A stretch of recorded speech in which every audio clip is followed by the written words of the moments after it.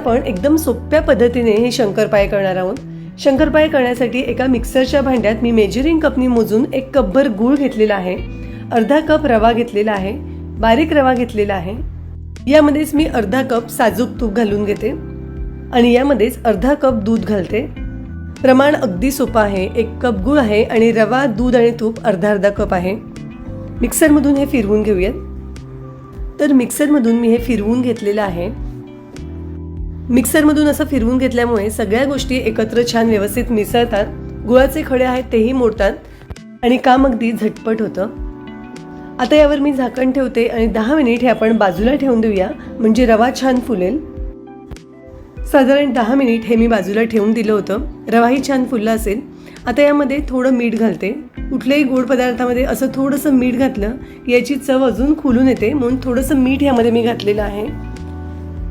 मीठ यामध्ये व्यवस्थित मिसळून घेऊ। आता यामध्ये मी मेजरिंग कपनी मोजून 3 कप गव्हाचं पीठ घालते।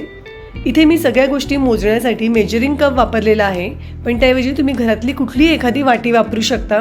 फक्त प्रमाण जसं दिलं आहे तसंच घ्यायचं। प्रमाण परफेक्ट घेतलं तर शंकरपाळे अजिबात बिघडत नाही, अगदी परफेक्ट होतात।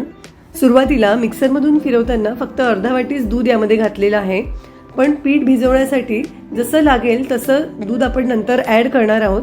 किती दूध लागलं हेही तुम्हाला नंतर सांगेन। तर गुळाचं मिश्रण आणि पीठ हे सगळ्या गोष्टी मिक्स केल्यावर हे अजून बरंच घट्ट आहे, त्यामुळे इथे मी पाव वाटी दूध घेतलेलं आहे। पाव वाटीतलं थोडं थोडं दूध यामध्ये ॲड करते आणि याचं आपल्याला घट्टसर पीठ भिजवून घ्यायचं आहे। तर संपूर्ण पाव वाटी दूध यामध्ये घातलेलं आहे।